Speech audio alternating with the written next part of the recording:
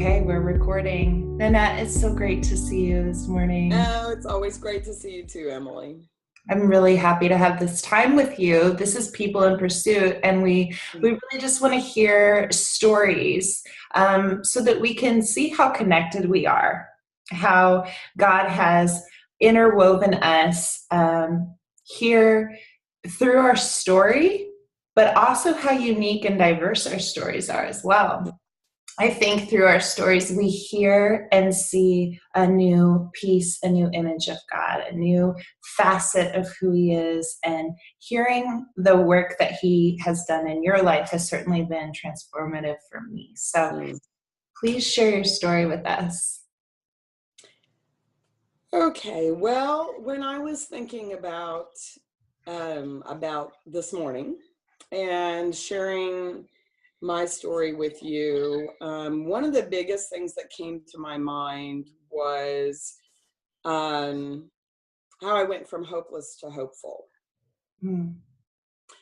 And if you'd looked at my life in the probably first 35 years of my life to the average person, they would have said that I had so much going for me. And that they would have never dreamed what was going on the inside of me. You know, I was raised in a Christian home, and my dad was and still is a pastor. And so I grew up knowing all about Jesus. I went to Christian school most of my life, and I did Bible quizzing, so I've memorized half the New Testament. Wow. And my favorite book being Romans. And I went to Christian camps in the summer and, you know, did all those kind of things that a lot of people don't have the blessing to have growing up. But one of the things that I, didn't know at the time, but looking back realize is that because God is all about relationship and personal relationship with us each individually. I know that blows my mind, but that's why He's God. He blows our mind. That He can have intimate relationship with each individual for all time. And that's the way He designed it to be. And that He has the capacity for that is mind-blowing. I'm amazed that my husband and I live together. Yeah. And now have for almost 35 years.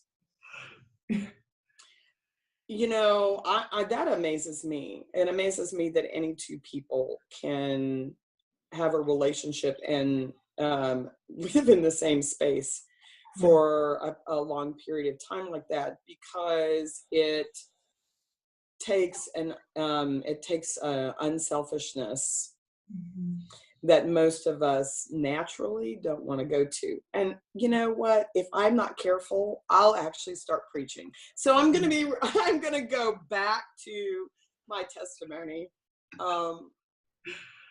You know, I had some traumatic things happen in when I was 12 years old. I had a very traumatic incident happen with our youth pastor that I believed could never be talked about. So I kept it to myself. There was a lot of shame, a lot of guilt, and I was, because I am a first of 5 children and incredibly headstrong, and my dad and I butted heads, my mom says, from the time I came home from the hospital. And so I heard a lot that I was always in trouble, that I was always causing trouble. And it was interesting that that thought that had been already created the groove in my mind, that thought came up with that incident, that it was me. I was just causing trouble, and I had probably caused it to happen. And so that created a lot of shame and guilt, and then no one would believe me. And so I never told anybody until I was 37 years old. And yet it started me on a path of self-loathing, which is actually, I think, quite interesting, because on the flip side, it came across as incredibly self-confident, because I was very, very self-protective. And I had made a kind of a pact with myself that no one would ever hurt me again. Right. And so I became very self-protective, came across as incredibly stubborn, strong-willed, opinionated, and self-confident. And also not afraid to take risks or challenges, which is interesting when you start to try to protect yourself, and yet that's your personality, is to take risks and to be a pioneer, which was interesting. That word was just spoken over me the other day, and I thought, oh my gosh, that's such an accurate word. I love going where no man has gone before, you know. Anyway, but it caused a lot of internal turmoil in me, and I began a journey with an eating disorder that by the time I was 37 almost took my life. You know, I don't do anything halfway. It's all or nothing.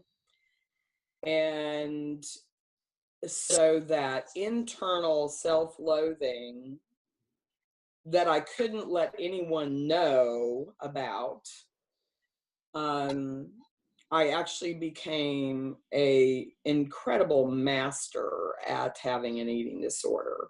You know, in that time I had a lot of other stuff had gone on. I had failed relationships. I was married, and my husband ended up leaving me for another relationship 6 months into the marriage, and I was pregnant with my daughter, or our daughter, and then married my husband now. And that was really rocky, because it's very difficult to be in a marriage and be so self-protective. It's very difficult to be in any kind of a relationship. And I really had gotten so to the point where I needed no one. And if it's to be, it's up to me, which I actually grew up with that saying. So that was another deep groove in my brain. And that if you want something done right, you have to do it yourself. And so those were three very overriding principles in me. But because I'm so driven, such an achiever, you know, at that time when my life really began to fall apart 2 years before, I had been teaching a Bible study, one of two that I was teaching at the time. Excuse me. And it was Henry Blackaby's Experiencing God. Yeah. Which actually was a little bit of a stretch to be teaching that Bible study anyway, with my dad in my dad's church. But they were excited about anything that I was going to teach. It was a very well attended Bible study. Everybody loved it.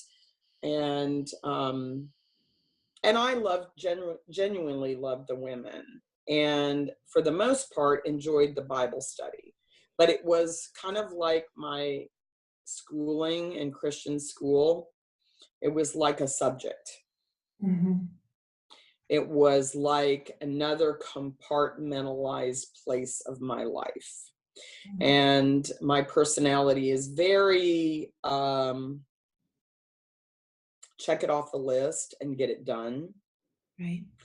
You know, I'm not a perfectionist, but I am very time driven and get things accomplished driven. And so doing those Bible studies was just another way of me trying to balance the out of balance inside. Wow. In me. Wow. So I was actually going to kind of shoot off in another direction, but I was going to see if you had any questions you wanted to ask me about that. I think it's fascinating that as you look back on your story now, you can see the themes that were, as you said, deep grooves in your understanding of how your life worked and how you were to kind of behave and take life on. Did you realize that at the time? No, no, I actually didn't. It was a really process for me, which I'm going to talk a little bit about in this next part. But, you know, I think the really one thing that's also very interesting to me is, which, can I just break here for a second? I wanted to say something. If you see me, you see me moving and rocking, yeah, you have to please forgive that. I'm a very kinesthetic learner. And when I'm thinking intensely, my leg is always moving, or I have to have a chair that moves. And so I'm just asking for you guys' apology. I am just asking for your forgiveness ahead of time, because I can't talk seriously without moving. And right. I don't have a stage to walk around on. And so that's why I'm moving. So I apologize for that. But when I think back on, you know, so many of those things, it's interesting. When I was getting my bachelor's in elementary education, I had a very, very wise advisor. And at that time, I was a single parent, was taking 20 hours of classes, and struggling with part of the parenting. And she gave me a book called Children Are Wet Cement. Wow. And I'm not going to go off on this because I could do a whole thing on just that.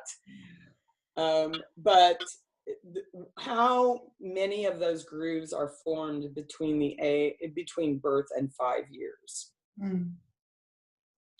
That what we think that they are watching and assimilating. I'm sorry, I'm totally using Star Trek terms here. And assimilating, they're assimilating things that we have no idea they're assimilating during that time.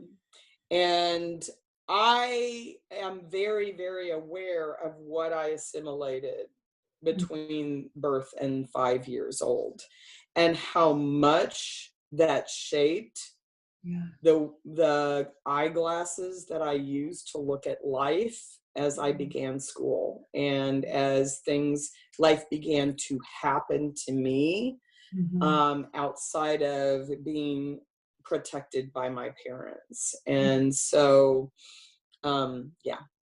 but I love one of my favorite people to read with regards to the brain is Dr. Carolyn Leaf. And I love that those grooves can be changed. Yeah. Yeah. You know, and my life is proof that they can be changed, because I, you know, was raised very deeply seated in religion, and a lot of great teaching.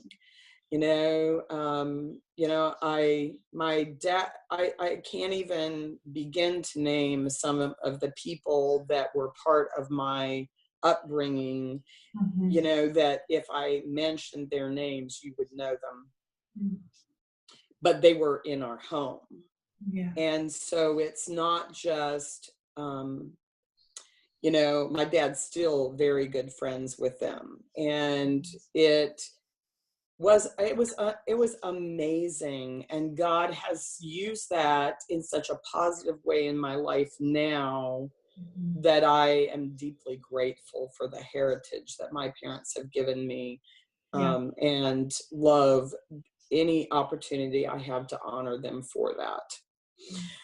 But in spite of that, in my own journey with the Lord, when I began to teach that course, there is a passage in Romans that when I was memorizing Romans, and I'm going to read a little bit out of it, out of the Amplified. I didn't memorize, I memorized everything out of the New American Standard. And so, but I love the way it reads.